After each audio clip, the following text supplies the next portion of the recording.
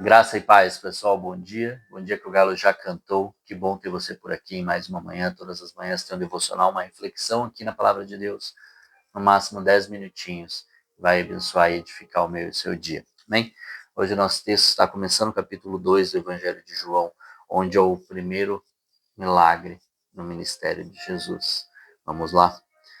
No terceiro dia, houve um casamento em Caná da Galileia. A mãe de Jesus estava ali. Jesus e seus discípulos também haviam sido convidados para o casamento. Tendo acabado o vinho, a mãe de Jesus lhe disse: Eles não têm mais vinho. Respondeu Jesus: Que temos nós em comum, mulher? A minha hora ainda não chegou. Sua mãe disse aos serviçais: Façam tudo o que ele mandar. Ali perto havia 6 potes de pedra do tipo usado pelos judeus para as purificações cerimoniais.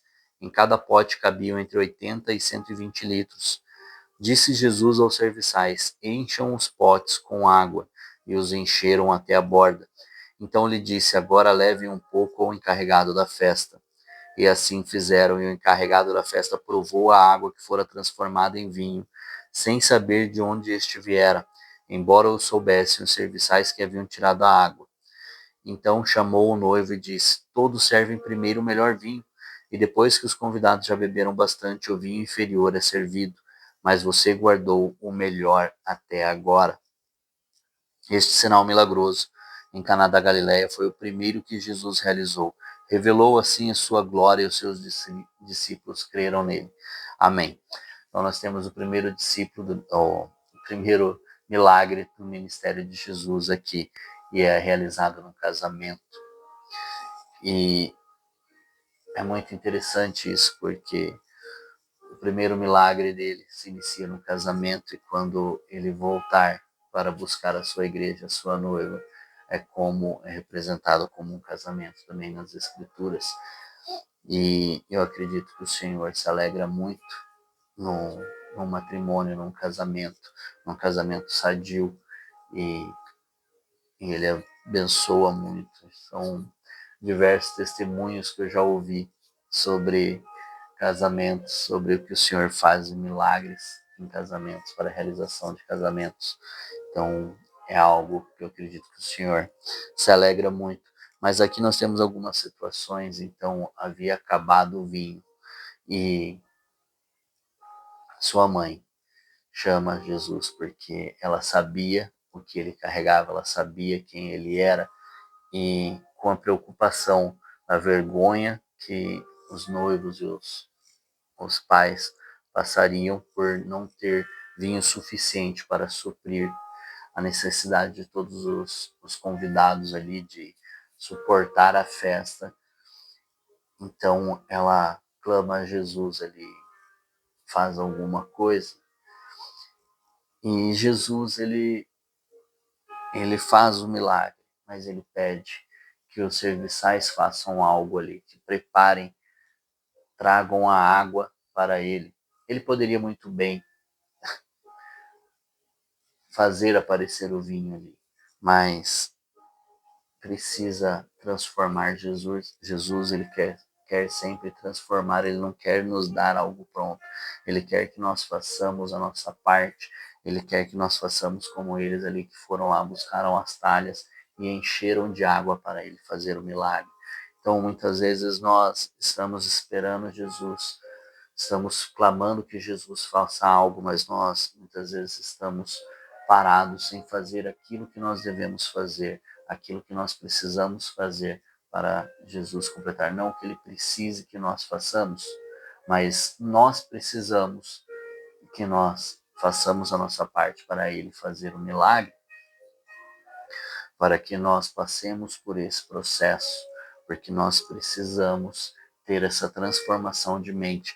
Imagine quão maravilhado aqueles serviçais ficaram ali de poderem participar deste milagre de Jesus, de participar e ver dali de perto o que ele estava fazendo. Imagine eles olhando aquela água sem cor, sem nada ali, e de repente levem até o, o responsável pela festa ali, pelo mestre de cerimônias, e a hora que eles vão pegar é vinho.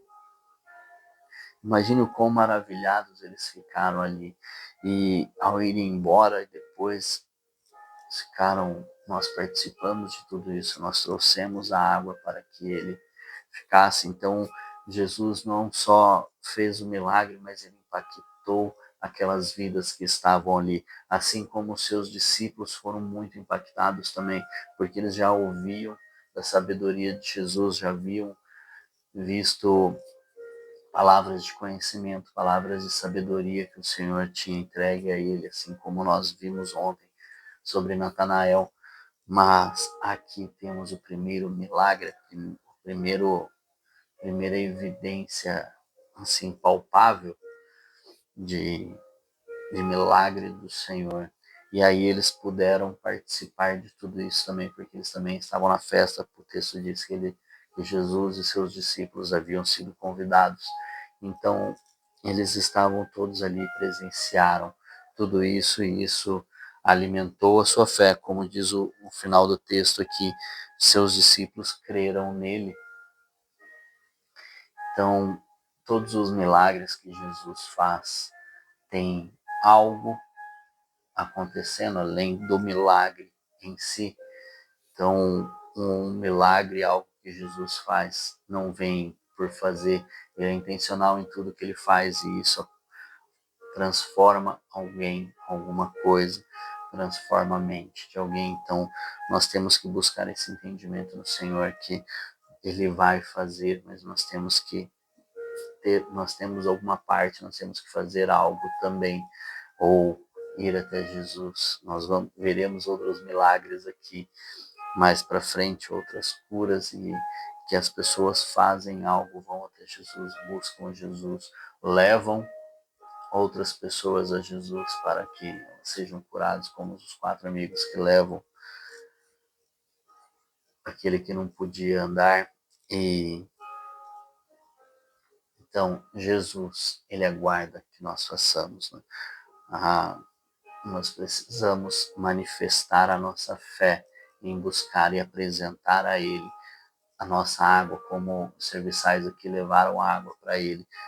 Nós precisamos apresentar as coisas a ele, não aguardar, porque quando nós simplesmente falamos, Jesus faz, não, se Deus quiser, se Jesus quiser, e não fazemos a nossa parte, então está faltando fé, porque se nós nos movimentamos crendo no que ele fará, nós estamos exercitando a nossa fé e estamos depositando nele, que é poderoso para fazer, naquele que tem poder para fazer isso. Agora, se nós estamos aqui, eu quero, acabou o vinho, preciso de mais vinho. Jesus, se o Senhor puder, faz aparecer vinho aqui na minha frente. Não, ele espera e anseia que nós tragamos a água para que ele transforme em vinho. Porque se nós não fazemos essa parte, nós não estamos crendo que ele é capaz para fazer. É mais ou menos isso que está sendo explicado. Então nós temos que fazer aquilo que cabe a nós quando nós desejamos e precisamos de algo do Senhor. Então nós temos que entender que ele é capaz, ele tem todo o poder e toda a autoridade para fazer tudo, envolve tudo, mas tem uma pequena parte, uma pequena porção que cabe a nós. Assim como nós entregarmos a nossa vida a ele para que ele tenha o controle de tudo. Então nós precisamos ter esse movimento de fazer a nossa entrega a ele, declarar que nós então estamos entregando a nossa vida a ele para sermos salvos. Amém? Então, que o Espírito Santo te conduza a fazer aquilo que precisa ser feito para a intervenção e milagre de Jesus. Que Deus te abençoe, um forte abraço, um grande beijo no seu coração e até amanhã.